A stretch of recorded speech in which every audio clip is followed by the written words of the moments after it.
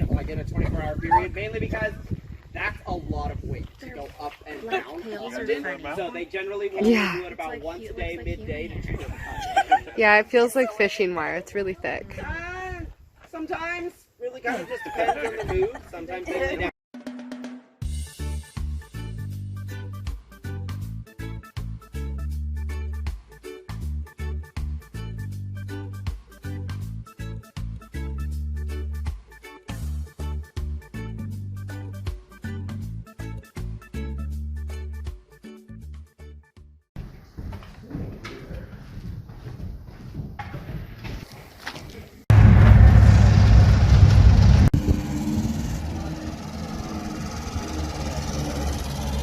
So these are the Nubian giraffe. Nubians have a few things you can look for to know you're looking at them. They have 5 ossicones, which are the structures on their skull. So these guys have the 3 big ones, the unicorn and the big ones, and then right between their ears, you'll notice these 2 lumps. Those are the extra 2 lumps are ossicones that no other species of giraffe possess.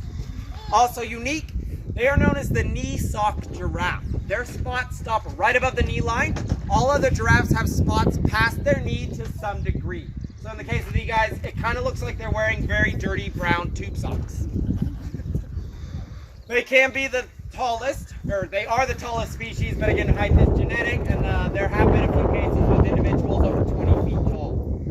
Looking at Sunny and Jimmy's ossicones, you see these extra lumps and nodules off on the sides. Those are calcium deposits, completely natural.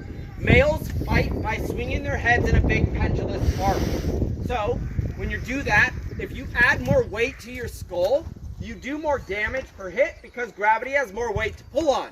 So the older and more dominant the bulls become, the more nodules of calcium they'll build up in their skull. So these guys can live to 30 plus years of age in both the wild and captive settings.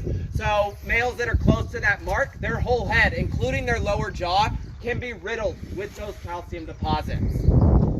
It's a great one. So why are their tongues purple? Giraffes feed 70+% of their day out in the sun with their tongue sticking out. So if their tongue was pink, it would burn very easily. So they have this pigmented tongue to prevent sunburning to protect their tongue. Their tongue is 21 inches in total length. 16 to 18 of it, depending on the individual, is actually what sticks out of the mouth. And if you were to look deep inside, you would notice the tongue does turn to pink in the portion that never leaves the mouth. Jagger in the back there, and then Sunny. The other 2 that cannot access this front area are Buster and Mozzie. The reason they can't access this front area is... Hey, buddy. He does. He's going to try. Mozzie is our oldest giraffe. So he is the most dominant member of the herd. These other 3 are also relatively dominant, so they like to fight a lot. And Mozzie, being the most dominant, doesn't want to lose his status as the top dog, so he goes out of his way to fight extremely aggressively with the other 3. They start the fights with him and then they walk away. He doesn't know when to stop, so all he does is chase them around and try and beat them up. And if he got the opportunity, he may actually try and kill one. So for their own safety, these 3 boys cannot live in the same area as Mozzie. The one with Mozzie is Buster. Buster is the least dominant member of the herd. So Mozzie has no issues being around Buster because Buster has no threat to his superiority. So that's why those 2 are over there and these 3 are over here. Unfortunately, giraffes are going extinct right now in the wild. There are 4 distinct species of giraffe currently recognized by scientists. These guys, the Nubians, have about 24 to 2,600 currently in the wild. A couple other species like the Kordofan in West Africa have less than 1,000 for their species out there. All 4 species of giraffe combined into one lump sum is 111,000 estimated individuals. That's not very many, especially when you compare that to the African elephant. The African elephant is a very large, iconic animal we all know about, and we definitely know about its plight with the ivory trade and things like that in the wild that caused their mass decline originally. They are an endangered species of elephant, but they are only one species, and there are 300,000 of them currently in the wild, with most of that population increasing right now or staying stagnant. So, giraffes, all 4 species, have 1/3 of the total population of the African elephant. Huge discrepancies right there. On top of that, None of the 4 species of giraffe are currently listed as endangered animals out in the wild. This is because humans and scientists have been silent to their plight until not that long ago. Honestly, maybe 5 years ago. Do you know when Fennessy started his work? 10. It was 10 years ago? Okay. So it hasn't really been that long. People have been studying African elephants for decades and decades and decades, and giraffes are just now getting the recognition of possibly having some issues in the wild. So Dr. Julian Fennessy is the leading world expert on giraffes in the wild. He's the one out there doing everything he can right now to protect these guys by collaring them, doing surveys and counts, moving giraffes from one area of Africa to a protected area somewhere else. And the biggest issues that he found when he was out there doing his work is that they are faced with habitat loss due to mining for minerals and oil. Specifically right now, lithium and cobalt are 2 minerals that are being heavily mined in Africa. Companies are not regulated very well when they go into countries in Africa, so they pretty much get to do whatever they want, meaning they go out, destroy the habitat, get what they want, and leave a barren landscape and don't do anything to help in the long run. So giraffes in the wild, very picky eaters and cannot migrate very easily. Literally, anything knee height to a giraffe is a physical barrier. They cannot lift their legs that high because they risk the falling over. Because both feet have to come up at the same time on one side of their body.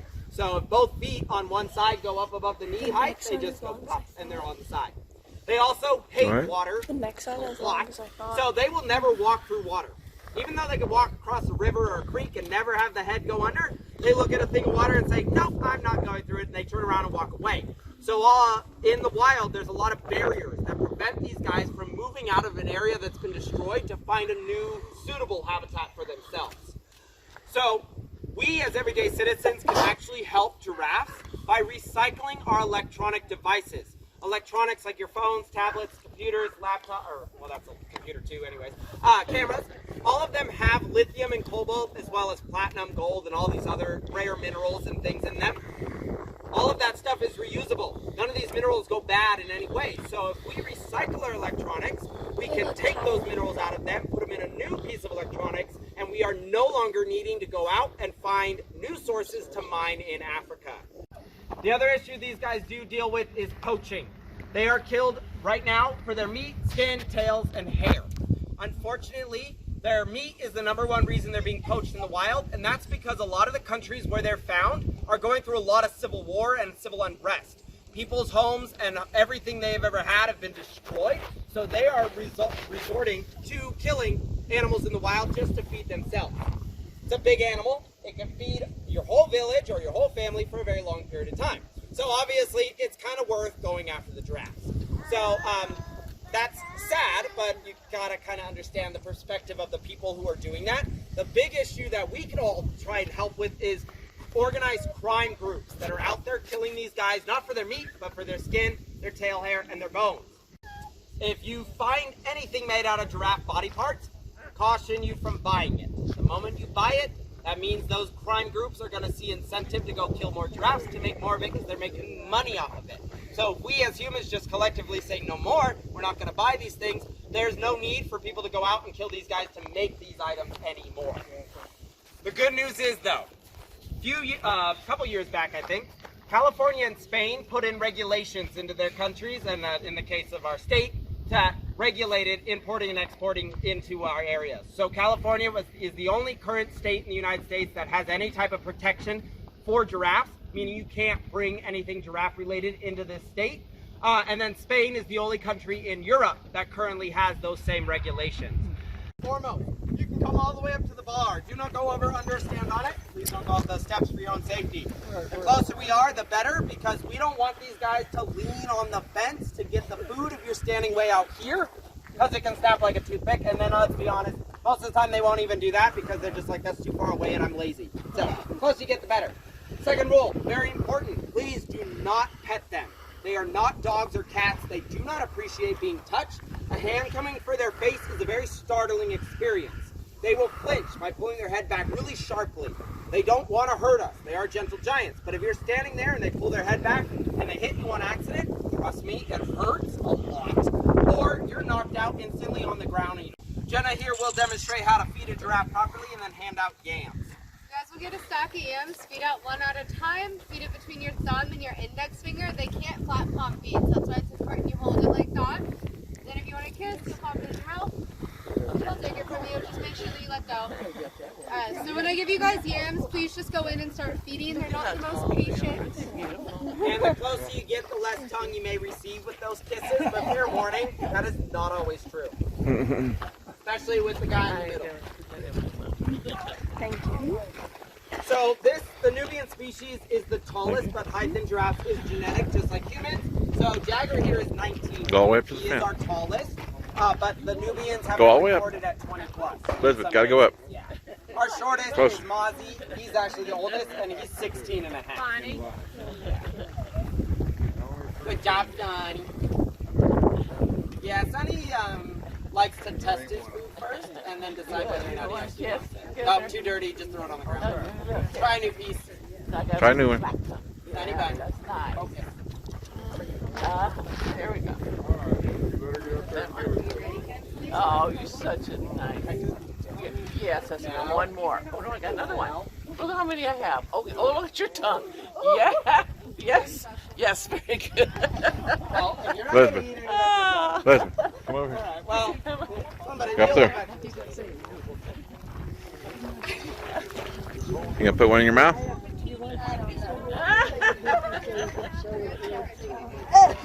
All right, come here. His tongue is like sandpaper. Right here. I'm recording.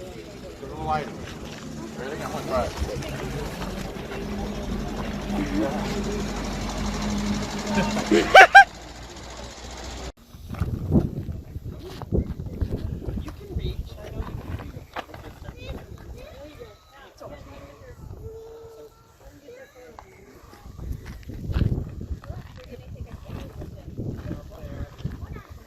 No. There you go. Good boy. Good boy. Can they move their hooves to stabilize their... Oh, like the two toes? You know, that's a great question. I have no idea. I've never actually seen them like flex the toes apart naturally, so I just think they splay to help, but I don't think they can control it on their own. Once, maybe twice a day, you know, like in a 24-hour period, mainly because that's a lot of weight to go up and down. So they generally will do it about once a day, midday to 2 times. Yeah, it feels like fishing wire. It's really thick. Sometimes, really kind of just depends on the mood. Sometimes they lay down for like an Perfect. Since it was a video. Thank you very much. Alfalfa all day long. The yam slices during tours. They're given browse, which is any type of edible plant. Their two favorites are willow and acacia. We'll feed them escallonia, blackberry, and any of those kind of other plants. Wax myrtle, things like that. They get Richmond food, so fresh veggies on occasion. They love canned pumpkin, so they get some canned pumpkin. And special biscuits that are formulated for leaf-eating animals on occasion. It's a family about the giraffes and what they're going through and how we all can help. And that is the best thing we can do to spread word of their plight, so then we can get more people on board and get that out there so more people are willing to help these guys out. We do have a little general store back at the tour barn. All proceeds from that store go right back to our facility. B Bryan Preserve is non-profit. All the money we make here is going back to us to feed and care for our animals